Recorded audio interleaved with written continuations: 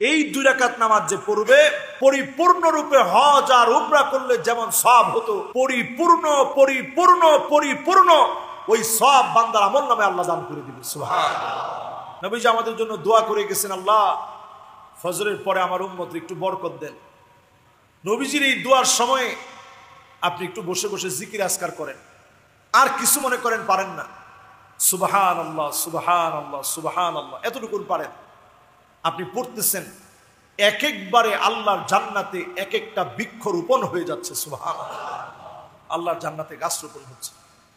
আপনি পড়ার চেষ্টা করেন, জিকির আজকার গুলো তখন বেশি বেশি পড়ার চেষ্টা করেন, মনোযোগ সহকারে দিল লাগায় পড়েন। এরপরের কাজ কি? আশ-শামস, সূর্য উঠা পর্যন্ত অপেক্ষা করেন, মাত্র 15টা মিনিট। এই 15, 16, 17 মিনিট আপনি একটু অপেক্ষা করেন। অপেক্ষা করার পর সুম্মা সাল্লা রাকাতাইন, সুম্মা সাল্লা রাকাতাইন, 2 রাকাত নামাজ এখন আপনি আদায় করেন। ফজরের নামাজ পড়লেন, ফজরের নামাজের পরে জিকির আজকার করলেন, অপেক্ষা করে সূর্য উঠার পরে এখন কয় রাকাত? মাত্র 2 রাকাত নামাজ পড়লেন। এই 2 রাকাত নামাজ যে পড়বে, কানাত লাহু কাজরি হাজ্জাতিন ওয়া উমরাতিন তাম্মাতিন তাম্মাতিন তাম্মাহ।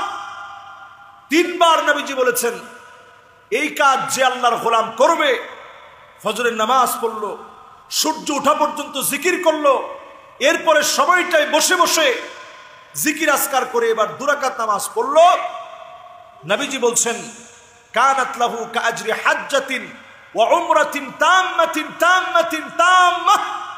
পরিপূর্ণরূপে হজ আর উমরা করলে যেমন সওয়াব হতো, পরিপূর্ণ পরিপূর্ণ পরিপূর্ণ ওই সওয়াব বান্দার আমলনামে আল্লাহ দান করে দিবেন। সুবহানাল্লাহ সুবহানাল্লাহ।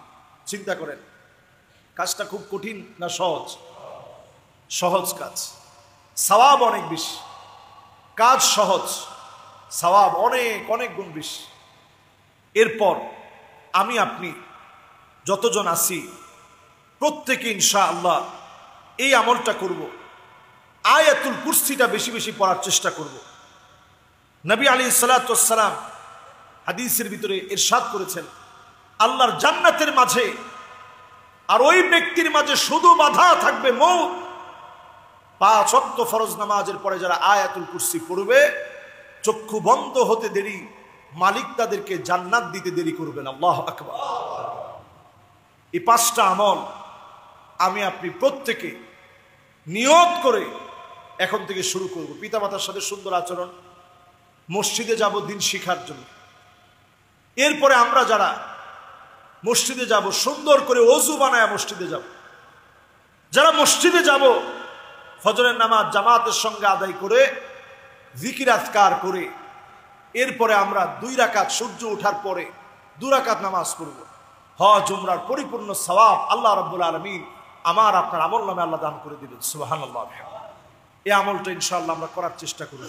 জিলকদ মাসের বরকতপূর্ণ সময়ে আমরা এই আমলগুলোর মধ্য দিয়ে সময় কাটানোর চেষ্টা করব। আল্লাহ রাব্বুল আলামিনের কাছে আমরা তৌফিক কামনা করছি। আজকে মুবারক একটা বরকতপূর্ণ জুমা আমরা পেলাম। প্রচণ্ড তাপদাহ আবার বেড়ে গেছে। অনেকে যাদের ঘরে এসি নাই, ভালো ফ্যানও নাই, প্রচণ্ড গরমে কষ্ট করে ঘুমাইছেন, তেমন ভালো ঘুমাতে পারেন নাই। আজকের জুমাতে প্রচণ্ড রোদের কারণে অনেকের বাহিরে যারা থাকবে ওনাদের খুব কষ্ট হবে। এজন্য আমরা খুব বেশি লম্বা করব না।